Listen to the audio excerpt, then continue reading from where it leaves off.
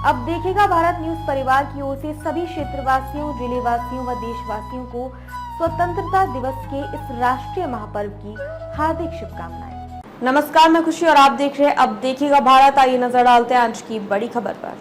PM Narendra Modi ने 78वें स्वतंत्रता दिवस पर देश को संबोधित करते हुए विकसित भारत का खाका पेश किया। इस दौरान उन्होंने उपलब्धियां गिनाई तो चुनौतियां पर भी बात की।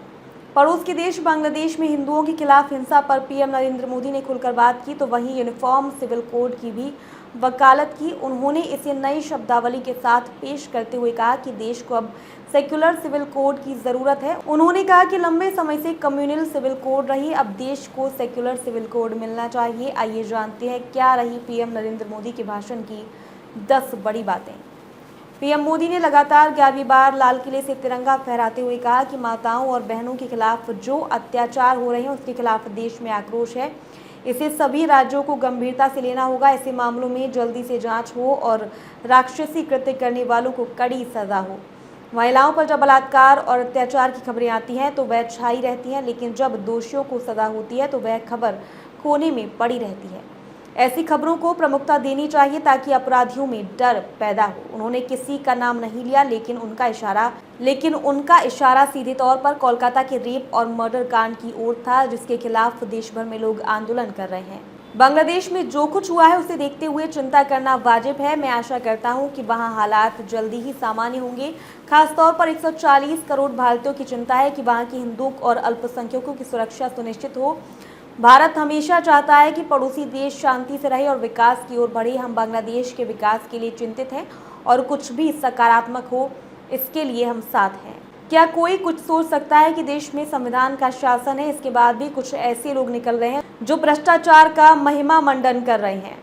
ऐसे लोग स्वस्थ समाज के लिए बड़ी चुनौती बन गया है और ये चिंता का विषय है। यदि किसी भ्रष्टाचारी का महिमा मंडन होगा तो जो आज ऐसा नहीं करता है वह भी ऐसे रास्ते पर जाने की सोचेगा।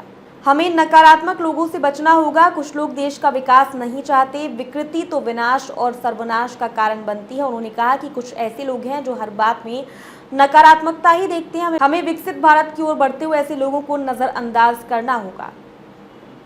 पीएम मोदी ने भाजपा के कोर एजेंडे में रही यूनिफॉर्म सिविल कोड की भी वकालत की। उन्होंने इसे सेक्युलर कोड कहते हुए कहा कि देश को इसकी जरूरत है। एक देश एक कानून हमारी आवश्यकता है। पीएम मोदी ने कहा कि बहुत दिनों तक सांप्रदायिक कोड रहा और सेक्युलर कोड लाना चाहिए। कभी आतंकवादी मारकर चले जाते थे, अब देश की सेना एयर स्ट्राइक और सर्जिकल स्ट्राइक करती है। इससे देश के युवा गर्व से भर जाते हैं। सरकारी मशीनरी जब देश के सपने पूरे करने में जुट जाती है और नागरिक भी जन आंदोलन के तौर पर जुड़े जाते हैं तो लक्ष्य हासिल होकर रहते हैं। ऐसा माहौल बन गया था कि जो है उसमें गुजारा कर लो, कहते थे। अब कुछ होने वाला नहीं है। हमने उस माहौल को बदला है। कई लोग कहते थे कि भविष्य के लिए क्यों कुछ करें, हम आज का देखें। लेकिन देश का नागरिक ऐसा नहीं चाहता, वह सुधारों का इंतजार करता है। हमें जिम्मेदारी मिली तो फिर हमने सुधारों को जमीन पर उतारा। मैं देशवासियों को यकीन दिलाना चाहता हूं कि हम सुधारों के लिए प्रतिबद्ध रहेंगे। पीएम मोदी ने कहा कि हमें 2047 तक देश को विकसित भारत बनाना है। इसके लिए जन भागीदारी की जरूरत है।